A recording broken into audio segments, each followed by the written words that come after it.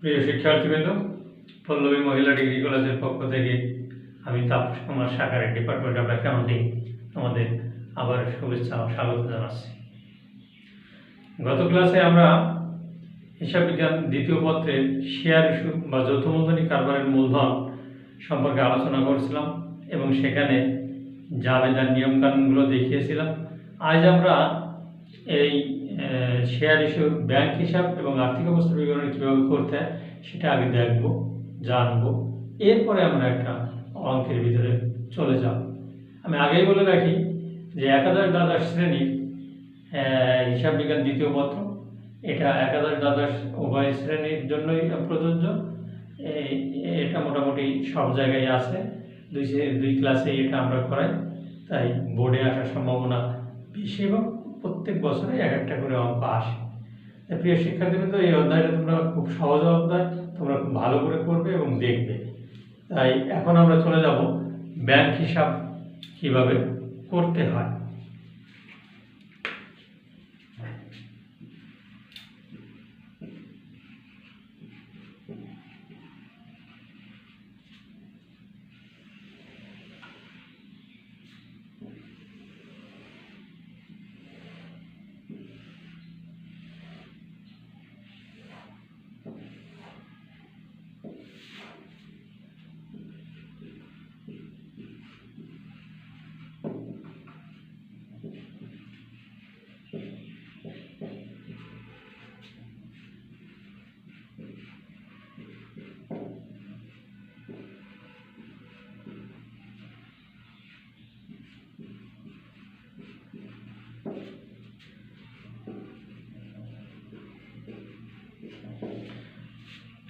Bank হিসাবটা আছে আমাদের জাস্ট খতিয়ান, তারিখ, বিবরণ, ডেবিট টাকা, ক্রেডিট টাকা, ব্যালেন্স, ডেবিট, ক্রেডিট। অর্থাৎ এখানে আমরা জাবেদায় প্রথম জাবেদা আমাদের ছিল ব্যাংক হিসাব ডেবিট, শেয়ার, আবেদন হিসাব, ক্রেডিট। ব্যাংক হিসাব যেহেতু ডেবিট, তাহলে আমার এখানে শেয়ার আবেদন নামে টাকাটা বসবে ব্যাংক ডেবিট সাইডে, শেয়ার আবেদন হিসাব।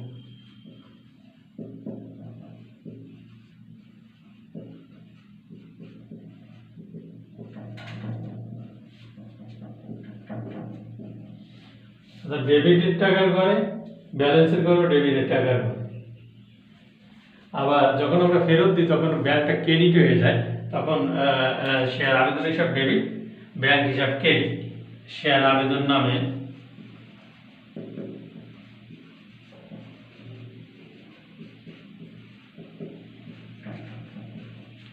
টাকা ক্রেডিট করে, এখন ডেবিট ক্রেডিট প্লাস মাইনাস করার পর যে টাকাটা থাকবে সেটা আমার ব্যালেন্সের ঘরে আসবে। এরপরে অবলগের কমিশন বা ব্যাংক চার্জ যদি থাকে তাহলে সেখানে যাবে যে আমরা করি অবলগের কমিশন ডেবিট, ব্যাংক হিসাব ক্রেডিট। অবলগের কমিশন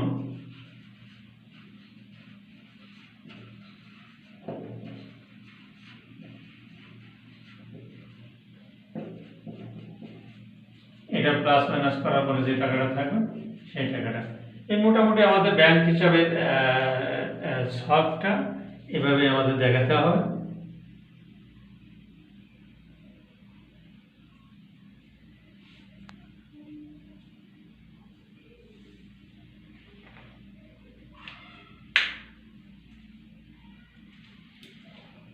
এবার আমরা আসবো আমাদের আর্থিক অবস্থার বিবরণী। আর্থিক অবস্থার বিবরণীটা কিভাবে করতে হয় সেটা সম্পর্কে আমরা আগে জানবো, তারপরে আমরা একটা ম্যাথের দিকে চলে যাব।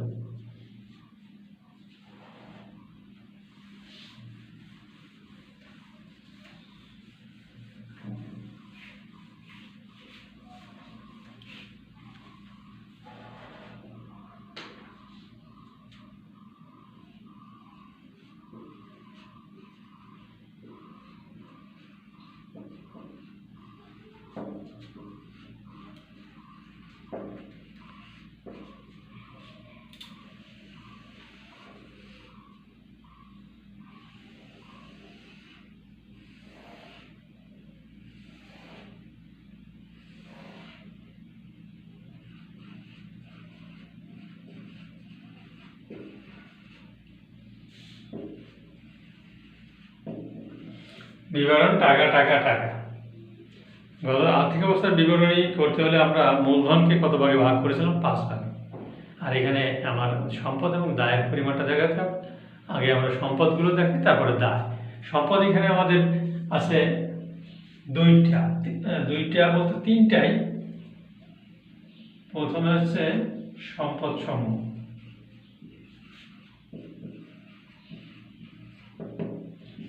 যদি স্থায়ী সম্পদ ক্রয় থাকে তাহলে স্থায়ী সম্পদটা আগে দিতে হবে। স্থায়ী সম্পদ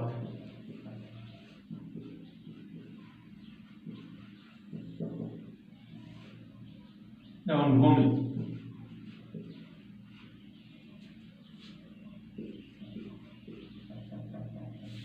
এবার চলতি সম্পদ,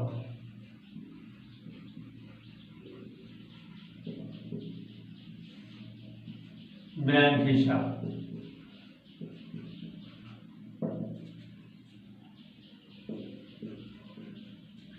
এরপর আছে অসমন্বয়কৃত ব্যয়,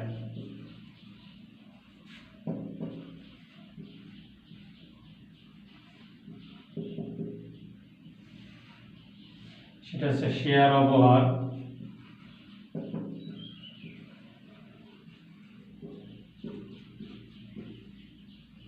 অবলম্বন কমিশন,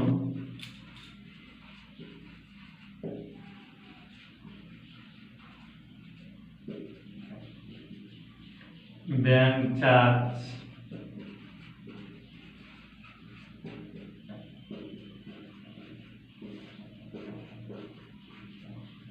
তিনটে যোগ করে আমরা মোট সম্পদের পরিমাণটা পেয়ে গেলাম। হিসাব ক্লোজ করবো আমরা। তাহলে আর্থিক অবস্থার বিবরণী প্রথমে সম্পদ সমূহ, সম্পদের ভিতরে স্থায়ী সম্পদ যেমন ভূমি, চলতি সম্পদ যেমন ব্যাংক হিসাব, আর একটা সম্পদে অসমন্বয়কৃত ব্যয়, শেয়ার অবহার, অবলম্বন কমিশন, ব্যাংক চার্জ। এই আছে আমার মোট সম্পদের পরিমাণটা। এই মোট সম্পদ সম্পর্কে জানা থাকলে আমাদের অঙ্ক করতে খুব সুবিধা হবে। তাই এটাই আমাদের আর্থিক অবস্থার বিবরণী ওয়ান পার্ট, অর্থাৎ সম্পদের পরিমাণটা। এখন আমরা আসবো শেয়ার মূলধন ও দায় সমূহের ভিতরে। শেয়ার মূলধন ও দায় আমরা দেখাবো। তার আগে এটা ভালো করে দেখে নাও।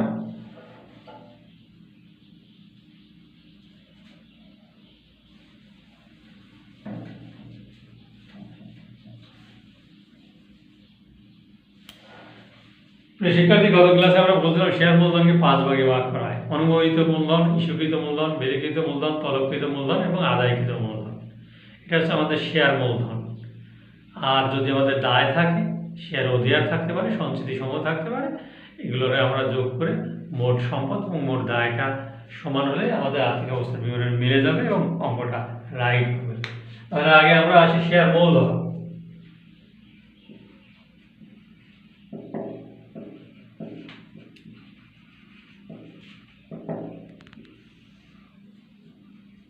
দায় সমূহ প্রথমে হচ্ছে আমার শেয়ার মূলধন, অনুমোদিত মূলধন।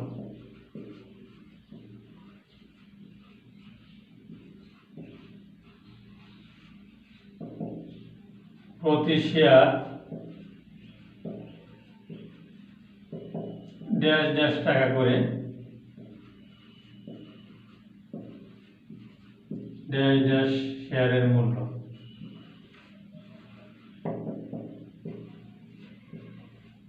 অর্থাৎ প্রতি শেয়ার যদি 10 টাকা হয়, 10 টাকা করে, যদি শেয়ার সংখ্যা 1 লক্ষ হয় তাহলে গুণ করে আমরা পেয়ে যাব আছে অনুমোদিত মূলধন।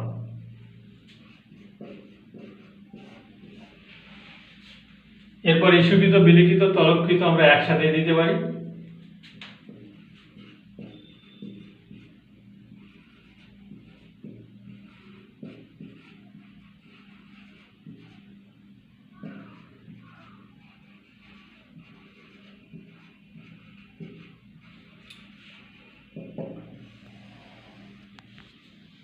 আগে মনে রাখতে হবে অনুমোদিত মূলধনের থেকে ইস্যুকৃত সেই বিলিখিত তলবকৃত মূলধন কখনো বেশি হবে না, সবসময় সমান অথবা কম হবে।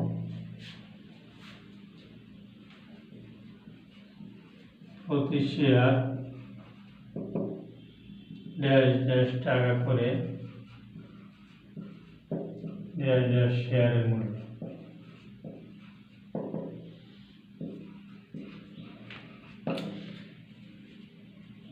এই হিসাবটা আমরা ক্লোজ করে দেব। অর্থাৎ আদায়কৃত মূলধনটা আমার প্রকৃত মূলধন, আদায়কৃত মূলধনে গিয়ে আমরা ক্লোজ করব না, আদায়কৃত মূলধন।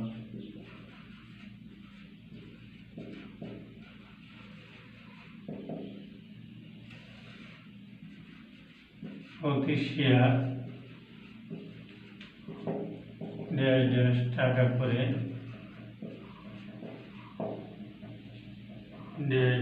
শেয়ারের মূল্য।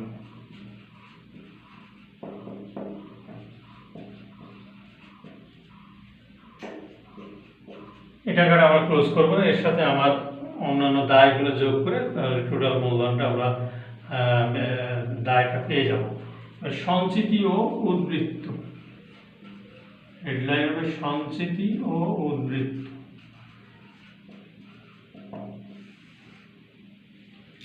শেয়ার অধিকার,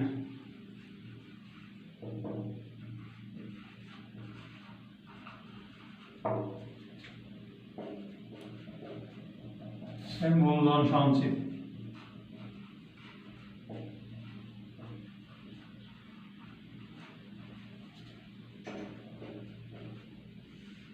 টোটাল যোগ করব, যোগ করে ক্লোজ করে দেব।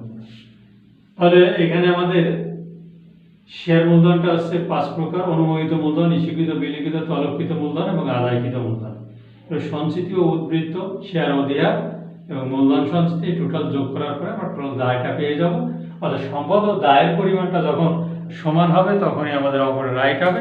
এটাই একটা স্ট্রাকচার আমাদের ব্যালেন্স শিট বা আর্থিক অবস্থার বিবরণীর স্ট্রাকচার এটাই। এখন আমরা একটা ম্যাথের দিকে চলে যাব।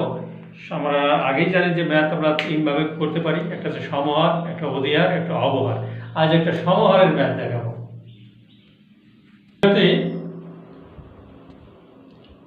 আমরা একটা ম্যাথের দিকে যাই। তোমাদের বইয়ে উদাহরণ 2 নম্বরের অঙ্কটা আজ আমি পড়বো, এরপর বোঝাবো, তারপর অঙ্কটা শুরু করব।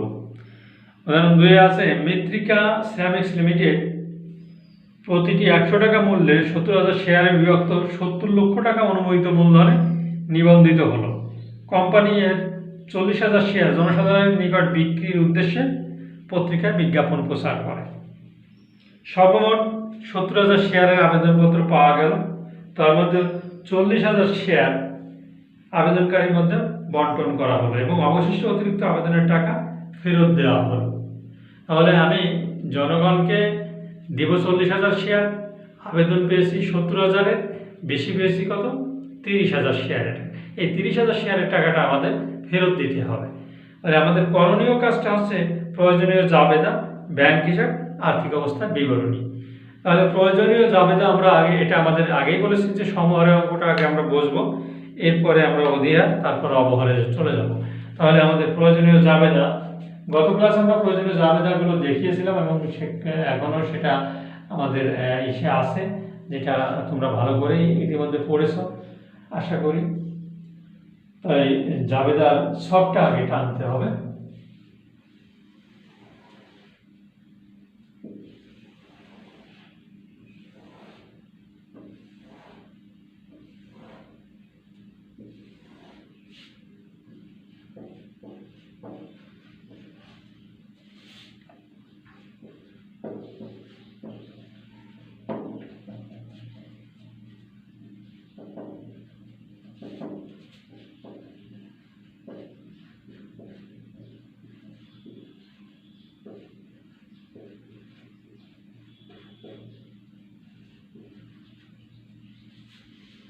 তারিখ বিবরণ, প্রথম পৃষ্ঠা ডেবিট টাকা, ক্রেডিট টাকা, এটা জাবেদার সব।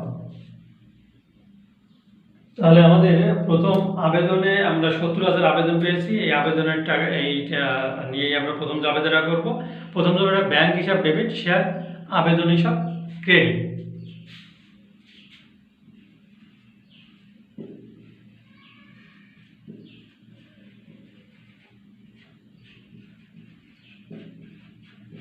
সেখানে ডেবিট ক্রেডিট না লিখলে চলে, কারণ টাকার ঘরে ডেবিট ক্রেডিট আছে।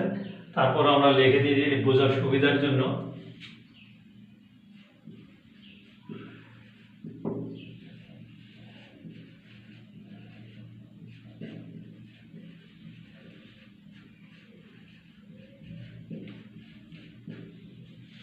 প্রতি শেয়ার 100 টাকা করে 70,000 শেয়ার আবেদনের টাকা পাওয়া গেল। প্রতি শেয়ার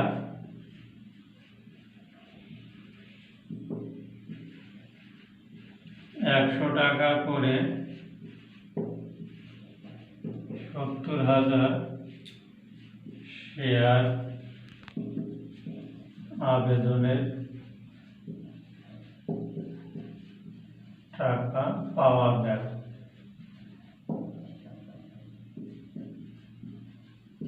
আমাদের ব্যাখ্যাটা দিয়ে দিতে হবে এখানে। তাহলে প্রতি শেয়ার 100 টাকা করে 70,000 অর্থাৎ 70 লক্ষ টাকা।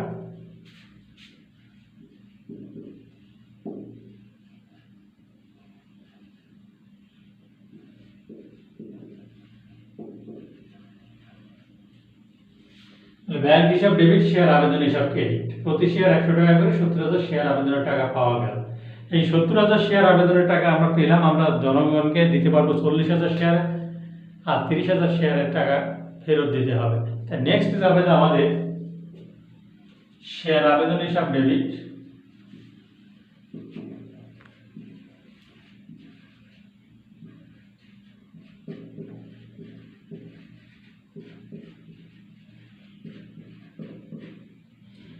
শেয়ার মূলধন হিসাব ক্রেডিট।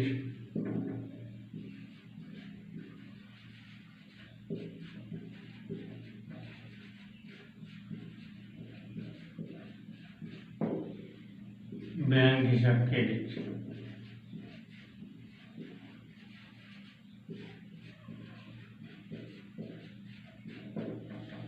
তাহলে আমার ব্যাংক হিসাবে আমি ফেরত দেবো 30,000 শেয়ার ফেরত দেবো। ব্যাংকের মাধ্যমে আমাদের ফেরত দিতে হয় 100 টাকা করে 30 লক্ষ টাকা। আর শেয়ার মূলধনে যাবে আমার 40,000 শেয়ার, 100 টাকা করে 40 লক্ষ টাকা। 30 আর 40 70 লক্ষ টাকা। তাহলে আমাদের দ্বিতীয় জাবেদা আছে শেয়ার আবেদন হিসাব ডেবিট, শেয়ার মূলধন হিসাব ক্রেডিট, ব্যাংক হিসাব ক্রেডিট। এই দুইটা জাবেদাই আপাতত আমাদের এর ভিতরে আছে, কারণ এরপরে আর কোনো অবলগের কমিশন বা অবহার অধিহার কোনো কিছু নাই, এটা সমহারের অঙ্ক। এই আশা করি যে এই দুইটা জাবেদা দিয়ে আমরা এরপরে ব্যাংক হিসাবটা করব। শিক্ষার্থী এই জাবেদাগুলো একটু ভালো করে দেখবে, অঙ্কটার দিকে ভালো করে খেয়াল করবে, আশা করি তোমাদের কাজে লাগবে। এখন আমরা চলে যাব ব্যাংক হিসাব। আমাদের রিকোয়ারমেন্টস আছে ব্যাংক হিসাব করতে হবে। ব্যাংক হিসাবে জাস্ট প্রতিহার। ব্যাংক হিসাবের ভিতরে ব্যাংকের টাকা একটা ডেবিট হবে, ব্যাংকের টাকা একটা ক্রেডিট হবে। ডেবিট ক্রেডিট মাইনাস করার পরে যেটা থাকবে সেটাই আমার ব্যাংক উদ্বৃত্ত হবে। আশা করি তোমরা ভালো করে খেয়াল করবে এটা।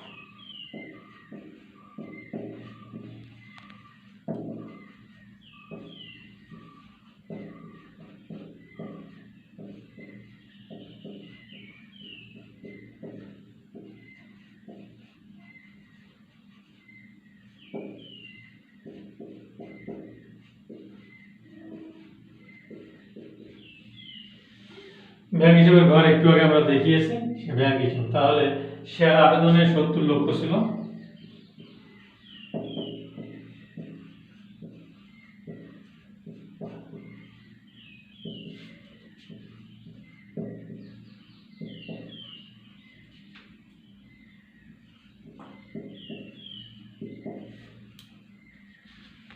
ব্যালেন্সের ঘরে 70 লক্ষ। ব্যাংক আমার ক্রেডিট ছিল, সেটা শেয়ার আবেদন হিসাব নামে।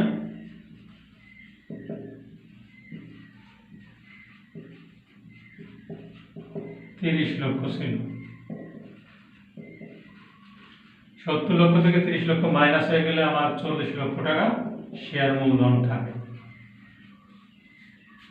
তাহলে শেয়ার আবেদনে 70 লক্ষ, শেয়ার আবেদনে 30 লক্ষ, একটা ডেবিট আর একটা ক্রেডিট। ডেবিট ক্রেডিট মাইনাস করার পরে যেটা থাকবে সেটা, অর্থাৎ 70 লক্ষ থেকে 30 লক্ষ চলে গেলে 40 লক্ষ টাকা আমার ব্যাংক জমার উদ্বৃত্ত বা ব্যাংক উদ্বৃত্ত থাকে। এটাই আমার ব্যাংক হিসাবের খতিয়ান, এটাকে আমরা খতিয়ান বলি, আমার ব্যাংক হিসাব। এরপরে আমরা আসবো আর্থিক অবস্থার বিবরণী। আর্থিক অবস্থার বিবরণী ছক একটু আগে আমরা দেখিয়ে, ঠিক সেই একই অবস্থায় ওই ছকেই আমরা অঙ্ক করব। এই অঙ্কটা শেষ করব আজকে ওই ছকটা দিয়েই।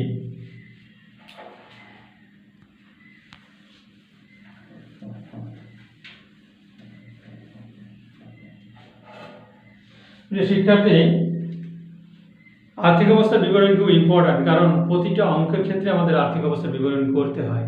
এক এক জায়গায় এক এক রকম, বেশিরভাগ ক্ষেত্রেই সমান প্রায়। কিছু কিছু ক্ষেত্রে আমাদের যৌথ মূলধনী কারবার, এক মালিকানা কারবারের ভিতরে একটু ডিফারেন্স আছে, তাই আমরা একটা যৌথ মূলধনী কারবারের মূলধন হিসাবে একটু আলাদাভাবে আমরা করব আর্থিক অবস্থার বিবরণী।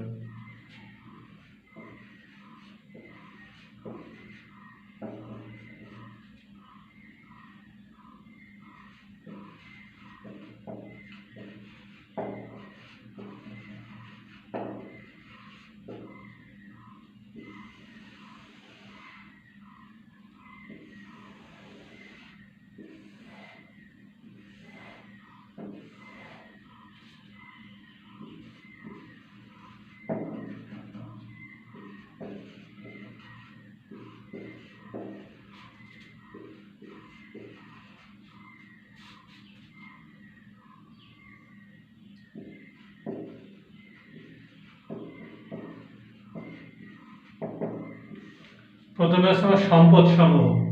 আর্থিক অবস্থার বিবরণ টাকার ঘর 3টা, সম্পদ সমূহ। সম্পদের ভিতরে এখানে আমার চলতি সম্পদটা আছে, স্থায়ী সম্পদ নেই, তাহলে আমার চলতি সম্পদ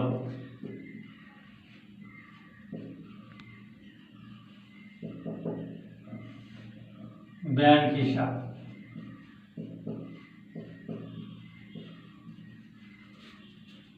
$40 লক্ষ। এখানে সম্পদের ঘর আমার একটাই আছে, তাই আমি হিসাব এখানে ক্লোজ করে দিলাম। চলতি সম্পদই আছে ব্যাংক হিসাব, কোনো স্থায়ী সম্পদ এবং কোনো অসমন্বয়কৃত ব্যয় এখানে নেই। তাহলে একটাই আমার এখানে সম্পদ ব্যাংক হিসাবে, একটু আগে যেটা দেখিয়েছি। এবারে শেয়ার মূলধন ও দায়।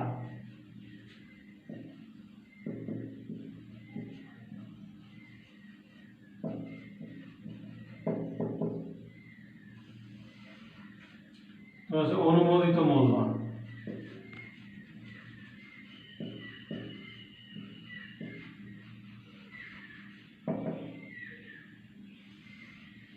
প্রতি শেয়ার 100 টাকা করে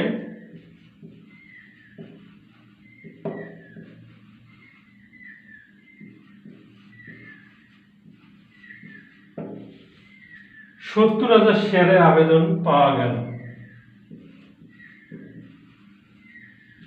শেয়ার আবেদনের টাকা পাওয়া গেল।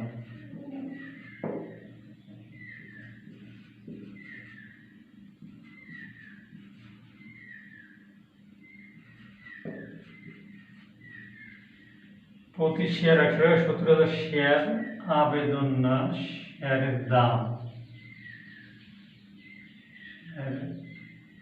দাম বা মূল্য 70 লক্ষ।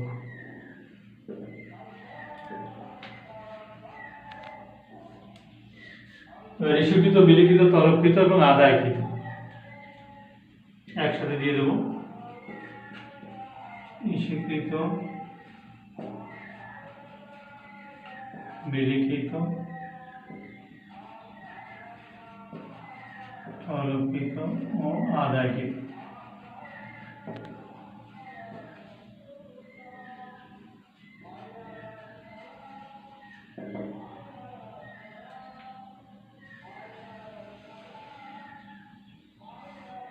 প্রতি শেয়ার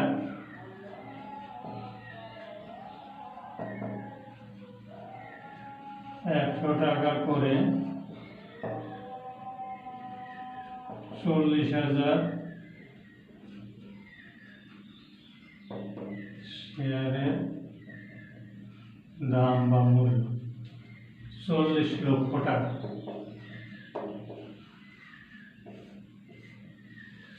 তাহলে আমার সম্পদের ভিতরে 40 লক্ষ, মোট সম্পদ আমার 40 লক্ষ, আর আদায়কৃত মূলধন আমার 40 লক্ষ। ইস্যুকৃত, বিলিকৃত, তলবকৃত, আদায়কৃত, যেহেতু এখানে একই টাকা সেহেতু আমরা একসাথে লিখতে পারি, তাই এখানেও 40 লক্ষ, অতএব অঙ্কটা মিলে গেছে। প্রিয় শিক্ষার্থী, এই ছিল মোটামুটি আমাদের আজকের একটা সমহারের অঙ্ক।